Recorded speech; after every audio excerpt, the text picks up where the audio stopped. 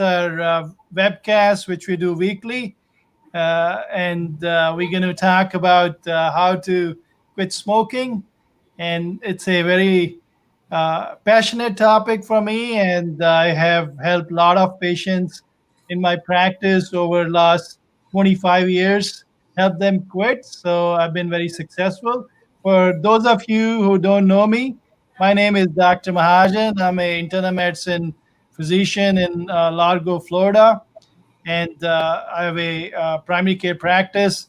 And we're going to be talking to Trish, who's been a long-term patient of ours for many years. And we're going to be also doing a raffle today for people who commented on our live feed on last Thursday. And we're going to do a raffle for that today and pick a winner for a $25 gift card. So do put comments if you're listening to our live feed right now at Facebook or YouTube, or if you are, commenting later. Let's say if you come back home and you check our webcast, not live, but do put a comment whenever you look at our webcast. So we're going to be covering today is how to quit smoking. And that's an important topic. 34 million people in the United States still smoke. The good news is, it is going down. The rate of smoking is going down. The bad news is it's still, 34 million, which is 10% of the population. And as most of you know, the side effects of smoking, but while I was researching the topic, and I've been very interested in this topic for the last 2-3 decades, I was amazed to find some of the side effects which I didn't even know they existed.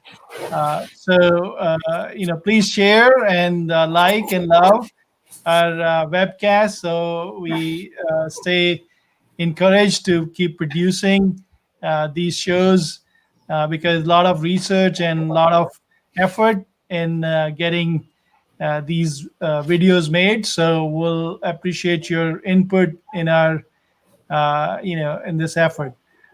So without further ado, let's get Trish on the podcast, and here we go. Hey, Trish, how are you? I'm great, Dr. Mahajan. Thank you for the invitation. Thank you for coming. I heard you have another special guest with you today, Lucas. I do. My little pup. He's right down here on the floor. Okay. Do you want to have him say hi to our folks here so they know who Lucas is? Sure. You don't have to ask twice. Oh, he's such a cute baby. Look at that face. So he must be happy Mama quit smoking, huh? I can tell you that I'm proud. That's one of the most wonderful things I've ever done for myself in my life. And my life has completely changed as a result of stopping. It's been almost 2 years. 2 years? Wow, time flies. Mm-hmm. So let's go back and let's talk about you. So did you grow up in Florida, Trish? I grew up all over the country. My dad was in the service, so we moved around all over the place most of my life. I actually lived in Anchorage, Alaska for 6.5 years. And we ended up in Pennsylvania, which is where I lived out most of my young adult years until I moved to Pennsylvania or Florida in 1982. So you may need to move. Oh, yeah, that's better. The other way. Yeah, that's there you better. Go. Okay. Chop me off. Yeah. So how long have you been in Florida now? Since 1982. So oh, wow. How long is that? Yeah. Yeah. And you've been with our practice 15 plus years? I've been with your practice full time since 2010. 2010. And your husband was also our patient, correct? Yes, both of us were. As a matter of fact, you cared for him through his bladder cancer. Right. And he was an amazing fighter, I remember. Yes. Yeah. Was he a smoker too? He never smoked a cigarette in his life. Never. Because that's interesting, because bladder cancer, as you probably know, has higher risk of, with the smokers. Yes. And a lot of other cancers too. And I've never smoked around him either, so can't blame me. Yeah, no. We're not blaming anyone. It's just No, that I know. I was I'm curious. kidding. So how long, what age you started smoking? Walk us through if you don't mind. Sadly, I came from a family of smokers. So my mother smoked 2 packs of cigarettes a day. She gave birth to 5 children, and I came out of the womb smoking. So I started smoking or playing with it around age 13, and kind of went full time as a smoker in my young 20s. I And see. I'm 68 today. Oh, you look good. Considering you smoke for this long, I think. Thanks, Doc. so, I know I've been after your life for how long to quit smoking now. Yes, you were. As a matter of fact, I attribute the fact that I did quit smoking a lot to you. I just want to tell anyone that's watching this that if you are working with a doctor and you have a relationship with a doctor and he's not after you to quit smoking, then maybe you need to find a new doctor, because really, if he's going to manage your care, that's part of it. And Dr. Mahajan got after me. And as a matter of fact, I used to avoid him and ask for the PA. I'm like, yeah, I need to come in because I'm heavily wheezing, but can I see your physician attendant today? As a matter of fact, I think you told me one time that if you don't quit smoking, you can't be my patient anymore, because that's how important it was to you. No, I think I feel strongly about that, Trish, because it is something you can do and can make a huge difference in your quality of life. And tell us, how you feeling since you've been not smoking for 2 years now. I feel like a new person. I mean, it's kind of nice to come into the doctor's office and not be sick. So it got to the point where I was coming in here every 3 to 4 months because I couldn't breathe. I was wheezing. I needed steroids, which I hated, antibiotics, inhalation therapy, every 3 to 4 months. And Have you noticed your sense of smell has improved, sense of taste has improved since you quit? everything, my sense of taste, my sense of smell. I don't wheeze anymore. I have a lot more energy. I'm happier. I don't feel guilty. I don't feel burdened.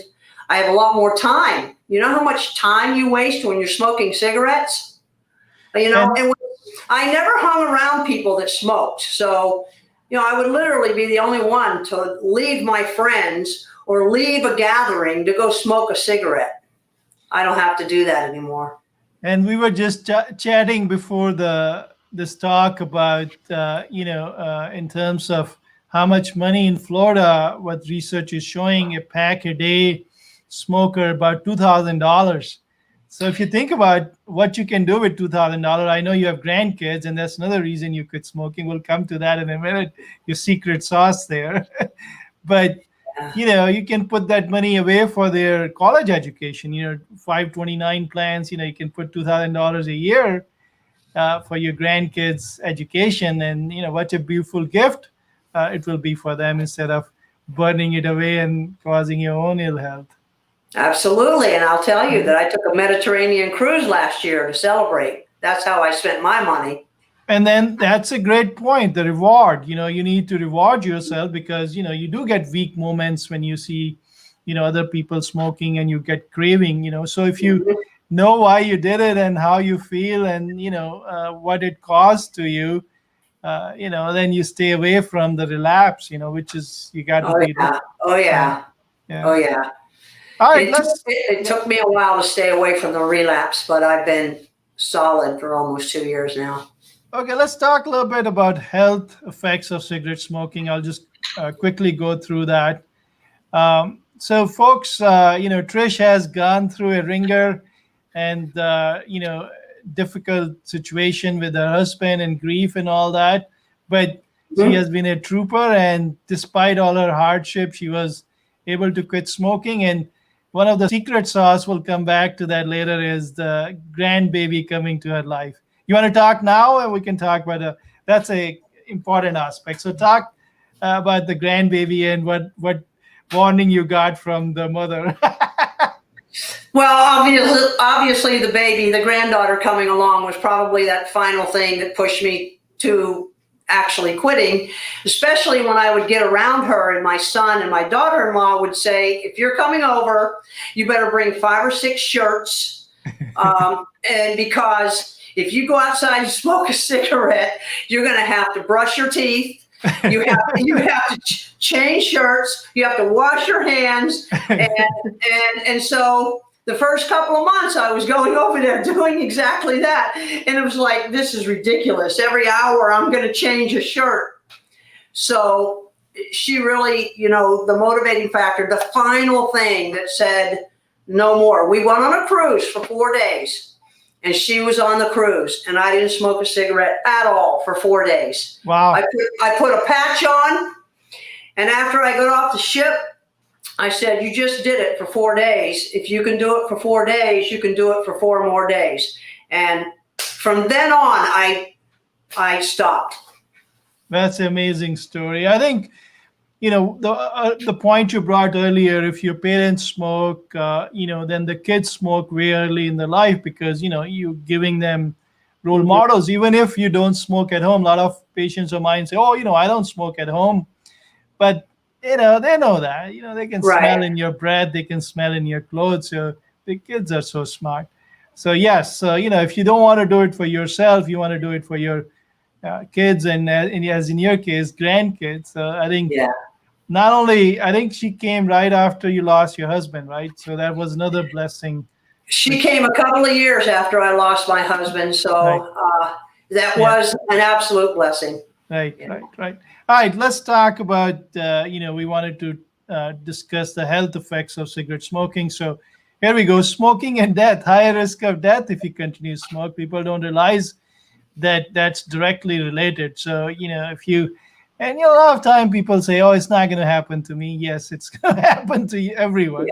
Yeah. So it's just not worth it.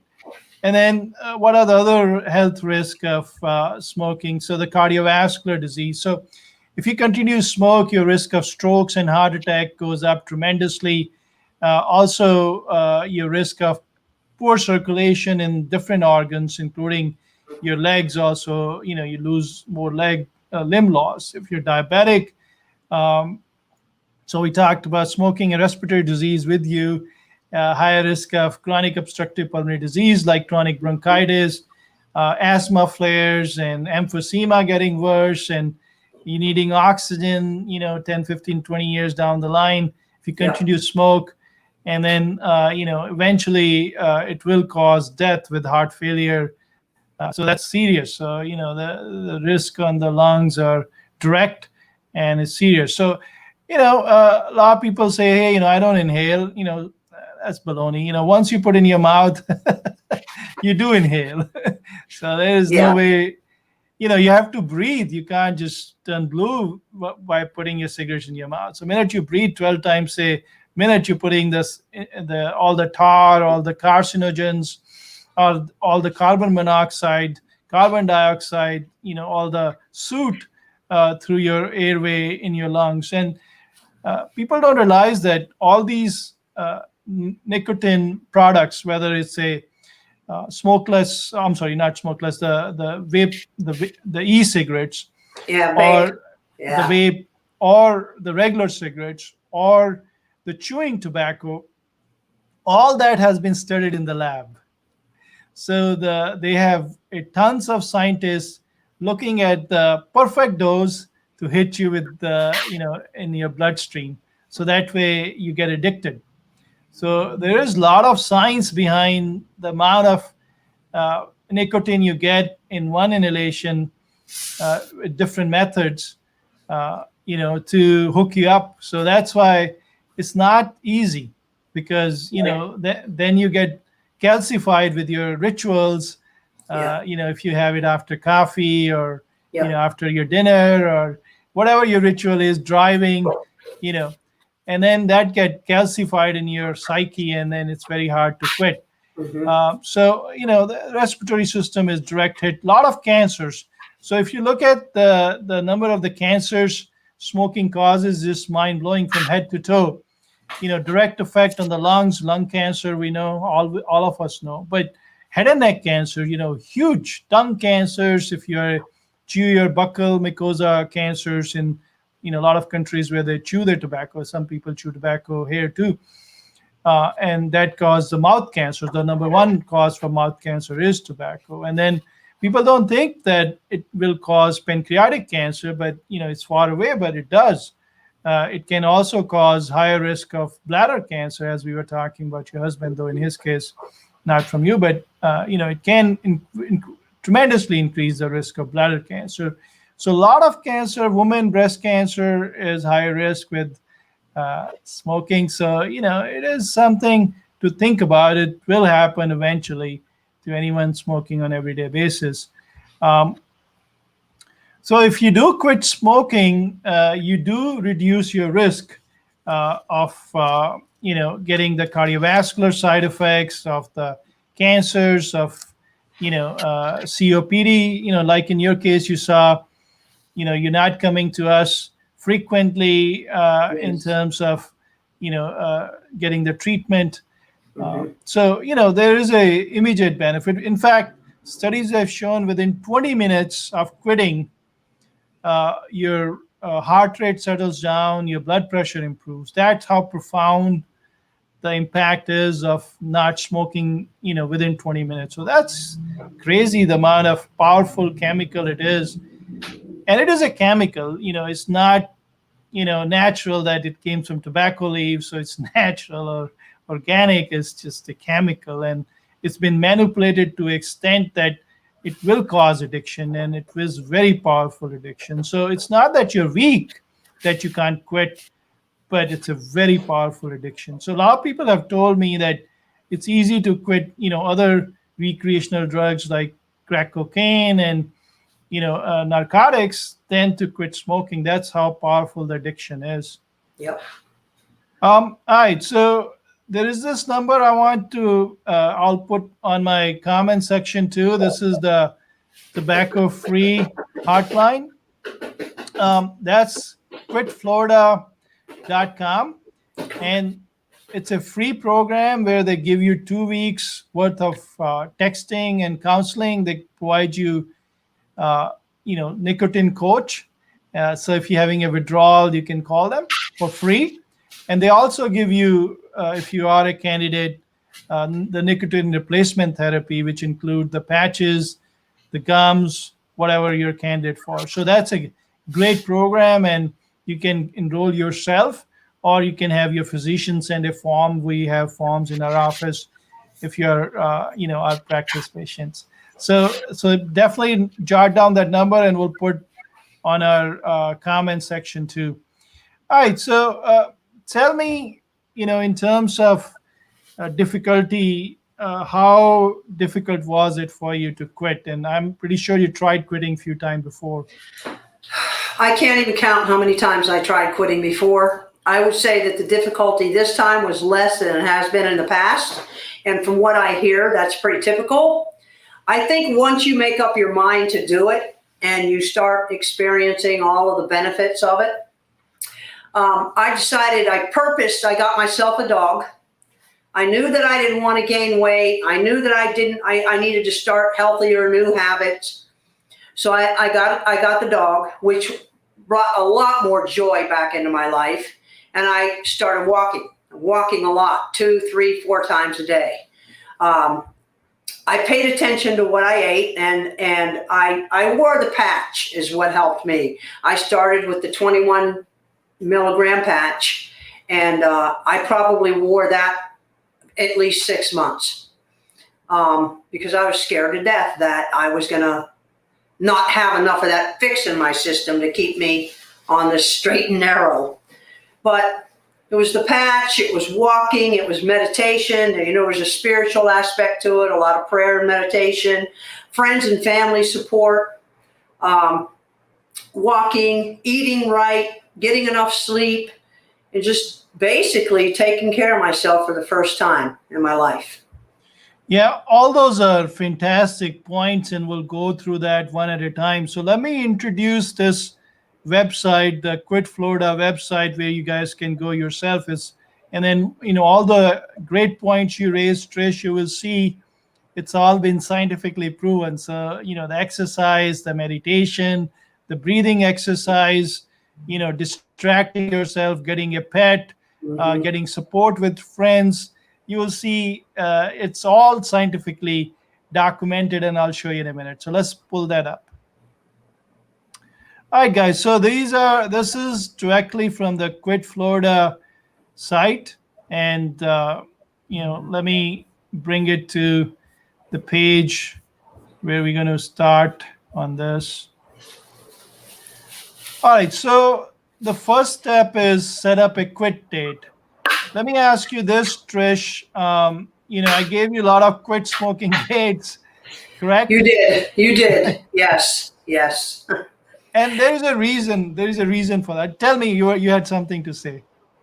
No, I agree. You gave me quit dates, and you need those. Right. Yeah. So, typically, I don't recommend setting up a quit date tomorrow after you go and talk to your doctor. It's not that easy. You got to do No.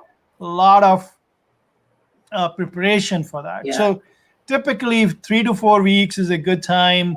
By the time you get the patches, you get the gum, you get your support in place. So, that's what I typically recommend: 4 weeks from after you've seen your physician, or whatever epiphany you had, whether you got a marching order from your daughter-in-law, like in your case.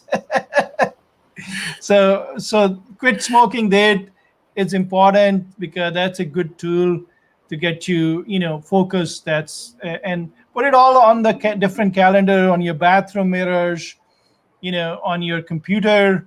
Tell your friends, put on your daily reminder, so that way it keep important date for you. So don't Yeah. just put it somewhere and not to revisit it. Make sure it's on your Outlook. Make sure it's on every Your uh, cell phone. your cell phone. Your husband, your wife knows it. Your kids knows it. Your Yeah. friends knows it. So everyone knows that you quit smoking there. It should be out in the open. And Yeah. if you failed, to quit on that day, don't be embarrassed. You tried. So that's the key part. And everyone failed 3, 4, 5 times before they quit. The second piece is tell your friends and family. And Mhm. if you look at this website, they talk about that get support of coworkers, friends and family. Let them know that you quit smoking date. Hey buddy, I need your support. And if you Yep. have someone like Trish who have done it before, it's even better. so Yep. uh, since Trish has done it before, so if she is working in your insurance company, and she does, say, hey Trish, can I use your support? Basically, you are using a lifeline where you're getting a withdrawal symptoms, and say, Trish, call her and say, hey, how do I handle? Did you use anyone in your support circle, or you just did on your own? Yeah. I really didn't use anyone. If I felt too antsy or needed to be around someone just to talk, I did that. But I didn't have any friends that smoked. So Right. And you can have the friends who don't smoke as well as your yeah. support. Someone who not going to be kind to you and just get you 5 minutes Yes. urge out Yes. of the way. So Yep. yes. That's right. That's right. So it's good to write down the names of the people who think, and talking to a good looking doctor like me is helpful, because sometimes you're really doing it for 20, 30 years. You're doing pack to 2 packs, and it's going to be harder. So there are different medications in addition to the nicotine replacement therapy. So let's bring that up. So nicotine replacement therapy, one is patches, one is gum, and one is lozenges. Did you try any of those three, I Trish? tried them. I tried them all. Okay. I, I And tried them all, and the patch worked the best. I didn't care for the lozenge or the gum. right. However, I would put a piece of gum on my tongue and just let it sit there. that was okay. Right. So that's a good point you bring. The quittal rate doubles up if you use the patches or the gum or the combination. So, these are over the counter. So, a lot of people come to me, hey, doc, it's not covered by my insurance. No, it And, wasn't. Yeah, and I ask them this question, is your cigarettes covered by your insurance? exactly. That's exactly right. It's a lifestyle choice, and you are making a big investment by quitting in your own health. So, you don't think twice in if you take your boyfriend, girlfriend, husband, wife to a $100 dinner in Outback Steakhouse, Mhm, and you start cribbing about $50 you spend on the patches for a month. mhm. That's your lifestyle choice. So you got to invest in that, and I think people should use the patches and gums. And there is a one misconception that if you're using, you can't smoke. You can smoke with it. Mhm. Your levels don't go up fatally unless you got 20 patches on you. One Yeah, patch. smoking the patch doesn't take away the urge 100%. Right. There has to be some of your own choosing not to smoke Right. throughout the day. Yeah. Correct. And and then there is nicotine replacement products which are prescription. So that's Hmm. there's a Nicotrol inhaler and there's a Nicotrol nasal spray, and I've used that in certain patients because they needed a little bit more. Either they are allergic to the adhesive in the patch, or they didn't have teeth, they Hmm. couldn't chew a gum. So I've used the Nicotrol inhaler with success because it take care of not only the nicotine addiction, it Right. also helps you with your hands. You got Yeah. something in your hand and your fingers. So, that's other thing I recommend to a lot of folks to get toothpick or fake cigarette, wooden cigarette, or, something to cinnamon stick, something to hold in your hand to play with. Mhm. Did you try that, doing something like that, Trish? I did all of that in the past. So I can tell you that I probably tried 20 times before I was successful. Really, I'm not Wow. exaggerating. And so Wow. I tried everything that you're talking about. This last time, I didn't need anything in my hand. Right, you got your, marching order from your daughter-in-law. That's I got to the point where I was absolutely ready. Yeah. And that baby, yes. Yeah. All right. So we talked about nicotine replacement therapy, folks, and then we talked about prescription nicotine replacement inhalers. So they're not as expensive as you think. If you can quit smoking, let's say by using Nicotrol inhaler for a couple of months, think about the $2,000 on yearly basis you're going to save. So if you do your math, you're coming out ahead within 2-3 months by spending on the any of these products or all of these products. And then if you do enroll for the tobacco-free Florida.com site, quitflorida.com site, the patches, the gums, the lozenges are free. So I like free. I don't know about you, Trish. I didn't take advantage of that. All right, Yeah. so the other two products which you didn't talk about so far, and again, folks, this webcast we do is for education. It does not replace the doctor-patient relationship. So any advice I give is not should be looked as advice from a physician. Though if you're my patient, you should still come to the office, and I need to see if you're a candidate for nicotine inhaler or the two products I'm going to talk about right now, the prescription medicine. So all of these advice are just in general for you to research and discuss with your own physician. It does not replace a doctor-patient relationship. So just a FYI and disclaimer here. All right, so the two products which are out there is Chantix and the old Zyban or Wellbutrin are those are two products which are useful to reduce your urge to smoke and also to help you cope with the withdrawal symptoms once you quit. But they're not for everyone, and there are side effects with them. So you got to discuss with your physician, and if I'm your physician, you got to come to the office. Did you try any of those, Trish, the Wellbutrin or Zyban? You gave me a prescription a couple of times throughout the years, and I tried the Wellbutrin. It didn't seem to agree with me, so I stopped. However, I'm not sure that it wasn't just me not ready. Right. Maybe if I would have given it more of a chance then. Right. Yeah, that's a great point. You got to be ready in your head, no matter how much prescriptions you get from the doctor or yourself. Or so here is another great idea on this website is called Know Your Triggers. So what they're suggesting is if you tape this small table on your cigarette box, it then you write the times you've been smoking, and whether your need was strong or moderate or light, and how was your mood. Were you angry, happy, stressed, content? And also the activity you were doing, whether you were having a coffee or you had a dinner. So what it will give you is a scientific way of knowing yourself. So if you tape this small table on your pack of cigarettes, you can scientifically make your own personal trigger determination, and that's going to be very useful because then you can figure out, okay, 10 a.m. with my coffee, I need my cigarettes. So, okay, let's have coffee at 9:30 now. So you broke the cycle. Number one. Number two, don't have it with the coffee. Say, I'm going to have it after my coffee. So you're delaying the urge. And then let's say you have next day after the coffee, let's say, okay, I'm going to have 15 minutes after my coffee. Now you're not associating the cigarette with the coffee.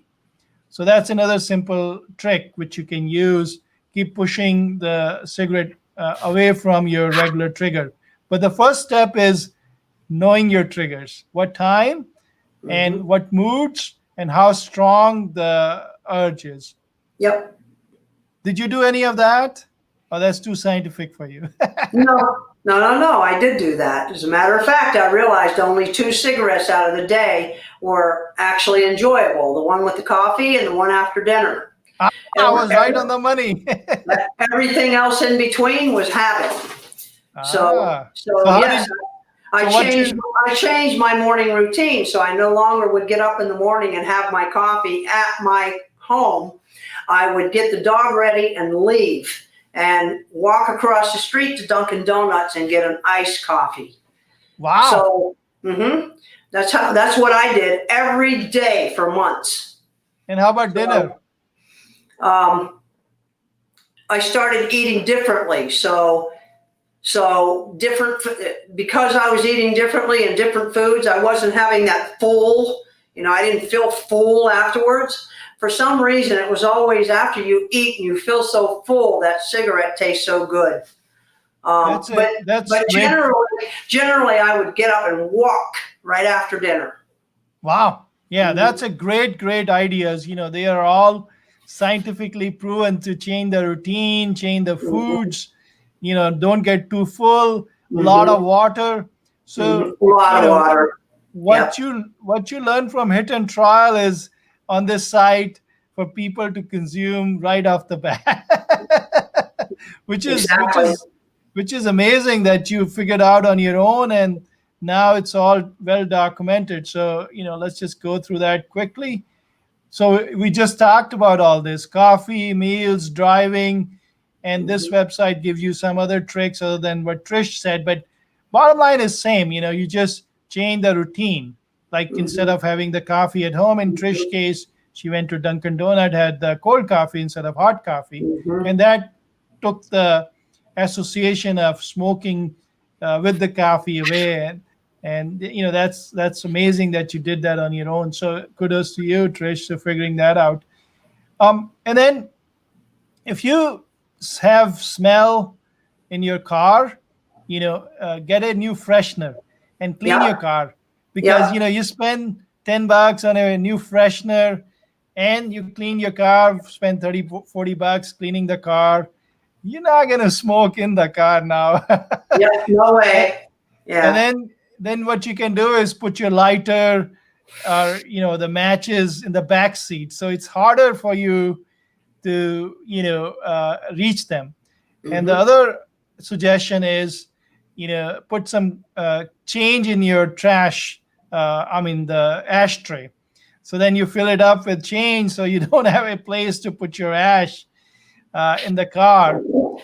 So you're making it difficult for yourself. And then the other interesting idea is, so let's say you used to listening to, uh, you know, let's say country music, right? When you're going to the work and you're smoking while listening to country music, change it to pop music, and tell yourself, I'll have 10 songs and then I'll smoke.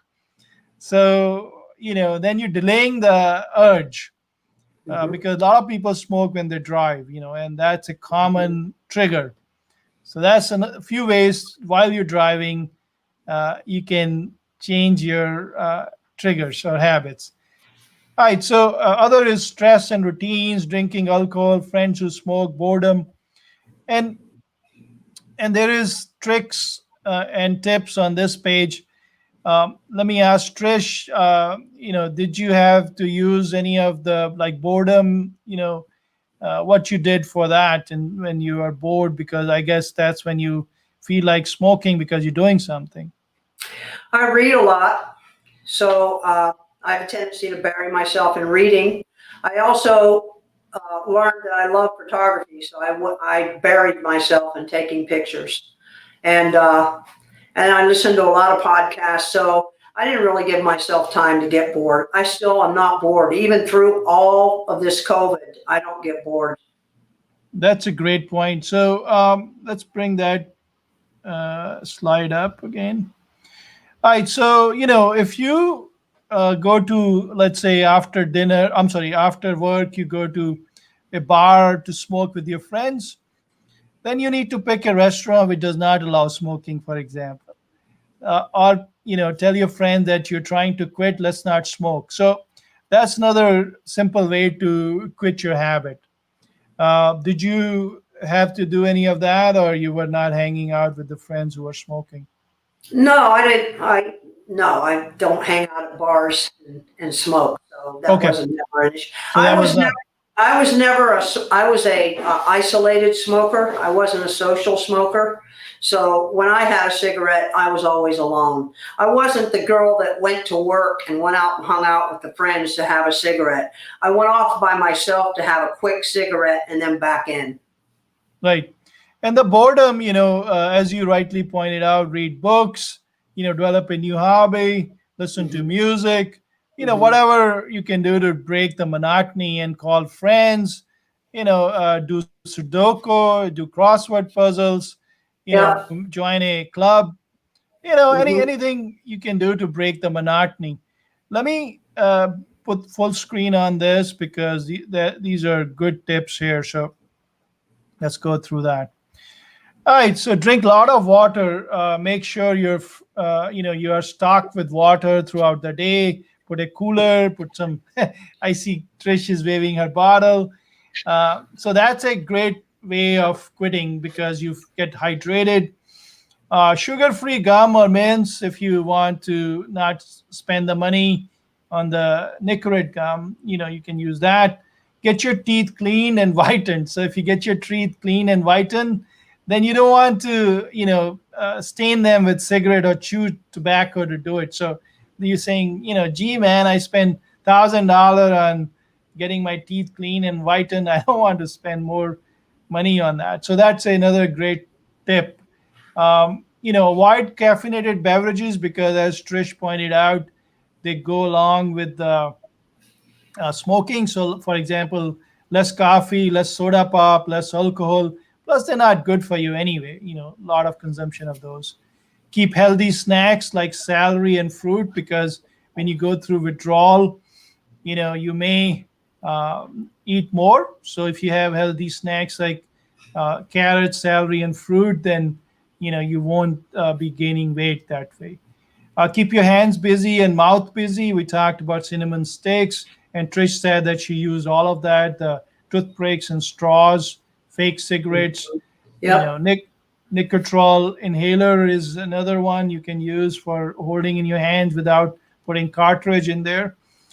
The clean anything which smell like cigarettes, like your daughter-in-law was saying, like clothes, cars, carpets, and sheets, because otherwise the smell will remind you and you say, what the heck, let me have one. But if you spend time and effort in cleaning, all that clothing and your car, then you won't smoke as much.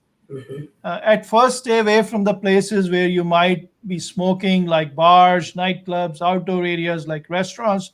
Trish was, that was not the issue, but a lot of people, maybe that could be their lifestyle. Right, So, right, yeah. right.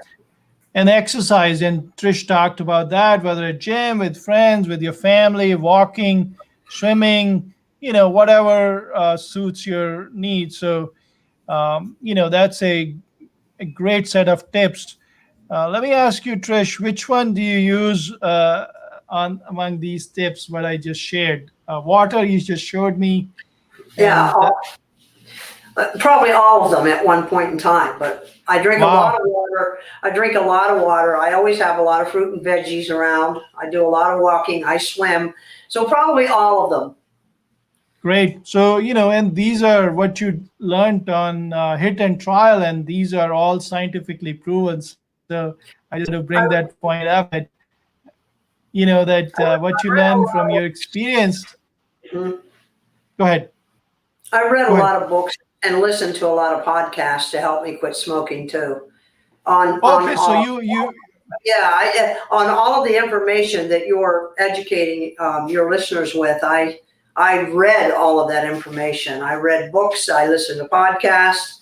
Um, yeah, I even got involved in some program that had a workbook that oh helped. wow. Hmm. There is Nicotine Anonymous too. Did you ever looked into it? Like No, Narcan Anonymous, Nicotine. So that's no. another program, and American Cancer Society has a program. But I like the Quit Florida one, the best because Mhm. they provide you the nicotine patches and the gums and the nicotine replacement free, and they provide you texting support, and they provide you nicotine coach for free. Mhm. It can't beat that deal. Exactly. You can't. Yeah. So let's talk about the withdrawals. What symptoms you get? One is insomnia. Did you go through that? Terrible, terrible insomnia. Yes. Mm. And Headaches, insomnia, anxiety. Yeah, I went through, I mean, you're withdrawing from a powerful drug. So I definitely went through some withdrawal stages.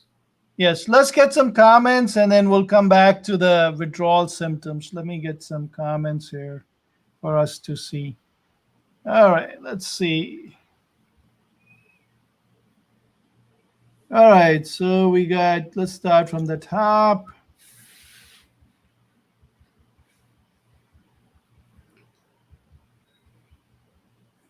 All right. So we got Cheryl saying hello, Cheryl. Ray and uh, Caroline are watching. Ray and Caroline were the our winners from the last week Publix raffle. So I know Ray brought flowers for Caroline and chocolate for her from Publix. Mark is watching. All right, Stephanie saying, hi, Dr. Mahajan. Good to hear from you. Good to hear from you, Stephanie, as well. Uh, Debbie, our office manager, is saying Trish looks super cute with the dog. And then everyone love Lucas. No one love you, Trish. No competition, I know. Here, let me show you. Look how much love your Lucas is getting.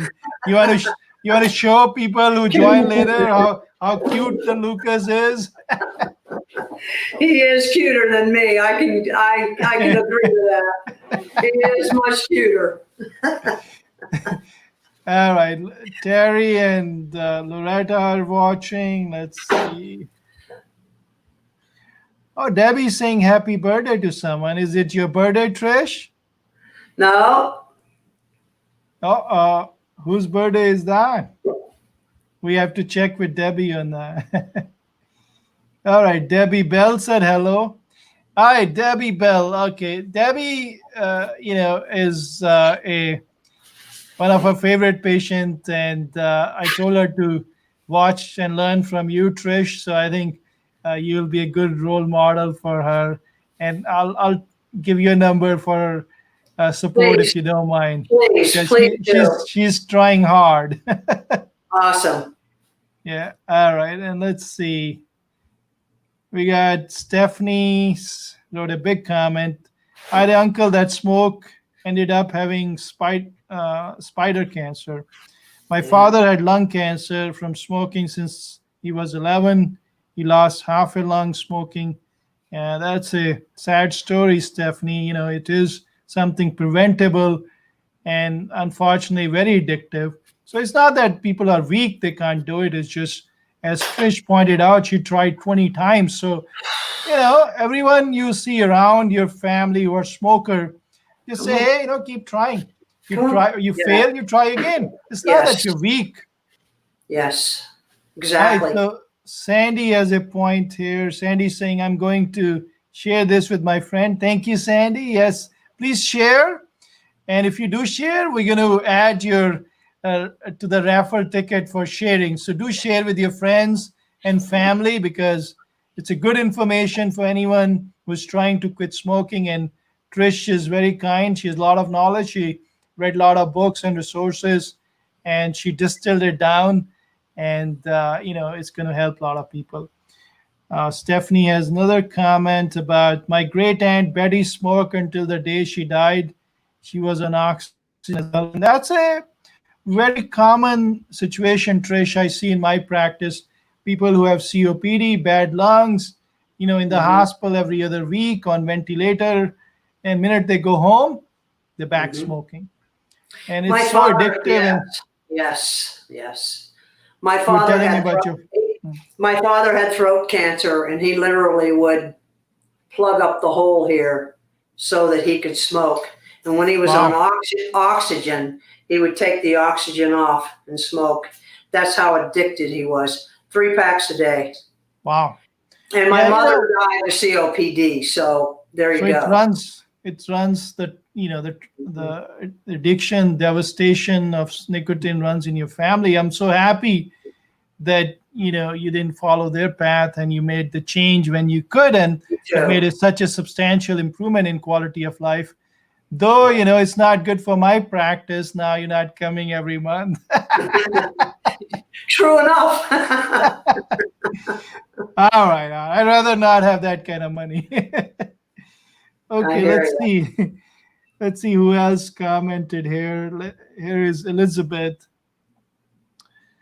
Oh, yeah, Elizabeth brings a great point. So, neurological disorders, multiple sclerosis is one of that, and stroke we just alluded to earlier. Believe it or not, you can get more diabetes from smoking. Which is interesting. A lot of people don't realize that by smoking, you can get more diabetes. So it has a profound effect on, if you think about it, there's so many chemicals in that inhalation. Yeah. Yeah. They're not only carcinogenic, they change the metabolism of every cell in the body. That's why when you quit, you get night sweats, you get insomnia, you get palpitations, you go through major withdrawal. And we're going to touch on that, how to cope with that. But it's, as you rightly pointed out, say not just nicotine, it's a lot of chemicals which affects the different parts of the brain. We got Fatima watching. Thank you, Fatima. Naresh and his family is watching. Thank you. Mark has another comment that let's see. Mark always had good comments. I can't believe smoke are the old people. I think, as you know, Mark, everyone smoke, even teenagers smoke. So old folks do smoke too. Unfortunately, everyone smoke. Young folks smokes. There's. I shared some data in the teaser yesterday. There are, some subset of the population smoke more. People who have neurological psychological conditions, they smoke more. If they are depressed, anxious. if they are unfortunately didn't go through the education or they're not as educated, they smoke more for whatever reason. Certain Alaskan tribes smoke more. Native Indians have higher rate of smoking. So it's cultural as well as psychological. It's social. As Trish pointed out, if their parents smoke, and then it's easy for the kids to pick up. So older folks, I'm not sure anyone and everyone is smoking. Elizabeth saying, "Love you, girl." Yeah, we love Trish. All right, so let's talk about the withdrawals. Let me pull up that slide one more time. So you can get insomnia because after you quit smoking, it's hard to fall asleep. And you went through that, Trish. And one of the coping strategies we're going to teach that today is deep breathing. And you talked about meditation as well. So, it is herbal teas and deep breathing, warm bath can help you, warm milk before you go to bed. Simple remedies like that can help you with insomnia. If you get dizzy and lightheaded, did you go through that, Trish? Dizziness, lightheadedness? I don't remember any dizzy or lightheadedness. Just insomnia was pretty Or intense. Right. Hmm. So it depends on how much you've been smoking before you quit, Trish. So some people try quitting after 2, 3 packs and they go through major withdrawals because they were at a higher dose. So the carbon monoxide withdrawal is been thought to cause tremors and headaches, as well as you mentioned headaches, right? You went through headaches. I had headaches. Hmm. Right. So again, deep breathing, which we're going to teach today, does help with those symptoms. And you'd sweat a lot, and just have a fan, and you know, hunger is another one. And we talked about healthy snacks. Constipation is another one because nicotine, break causes increased motility, gut motility, and people who are going through withdrawal, they get constipated. So just consume high fiber diet and brawn, and in your cereal more fruit, more vegetables with skin.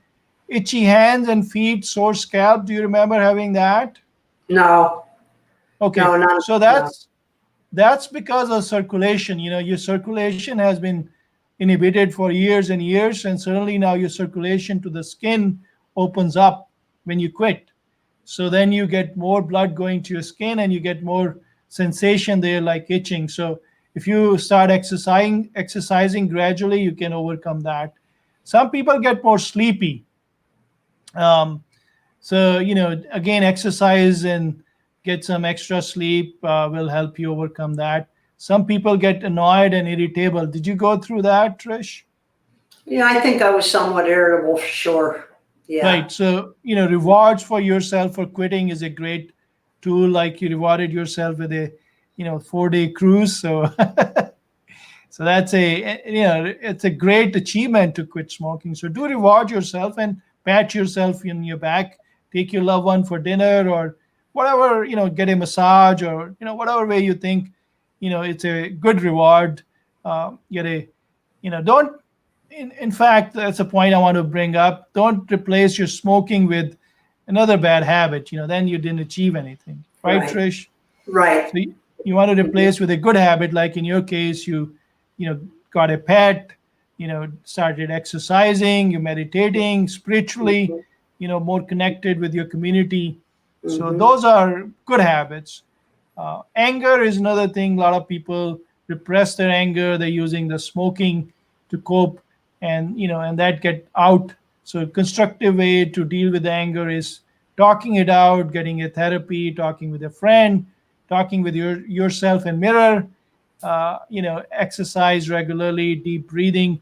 Did you go through anger, Trish? Well, if I did, there wasn't anyone around to tell me. So um, I was irritable. I was noticeably irritable. I see. And then crying and grieving, those are other things we see in people going through withdrawal.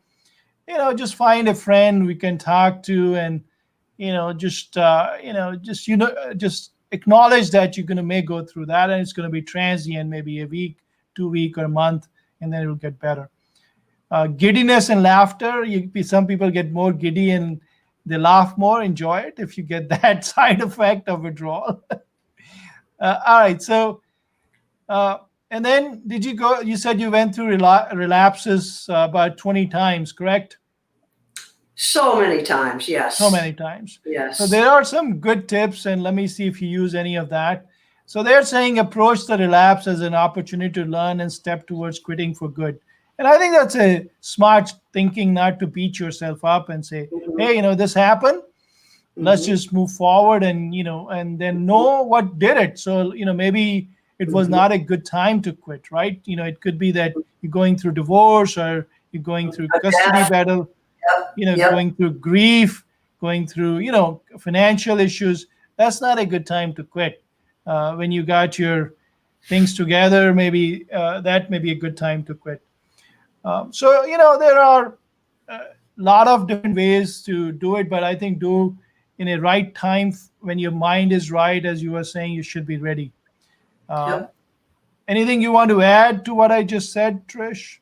Nope, that's all very true. Very, very true. Don't beat yourself up if you start and you fall down again. Just don't beat yourself up. You'll be able to get there. Just be persistent. Keep That's a looking at the end result. Yes, the end results is phenomenal. Your, sense of well-being goes up, and Hmm. let's bring that slide up. That's a great slide. What are the benefits of quitting? So, if you a lot of people can't see, but I'll read that for you. Within 2 weeks to 3 months, your risk of heart attack begins to drop and lung function begins to improve. From 1 month to 9 months, your coughing and your shortness of breath goes down. Up to 1 year, your heart attack risk drops sharply. 2 to 5 years, your stroke risk is reduced to that of non-smoker. That's huge. So between 2 to 5 years, your risk of getting a stroke is same as non-smoker now. So if you put effort, as you said, the rewards are huge. Yeah. At 5 years, your risk for mouth, the throat, the esophageal cancer, the bladder cancer is cut in half. Unfortunately, your mom went through throat cancer, correct? My dad. Your dad. Hmm. So, your risk, if you stay with it, don't go back relapsing, your risk is half of throat cancer and bladder cancer after 5 years. And that's mind blowing. Just by eliminating one habit, you reduce your risk to 50%. I don't know of any drug out there or anything Yeah. else which has such a profound effect. At 10-year mark, your risk from lung cancer is about half of that of smokers. So, that's again a great milestone, 10-year, that and at 15 years, your risk of heart disease is same as non-smokers. So that's amazing. At 15 years, if you quit smoking, your risk of dying from heart attack is same as non-smoker.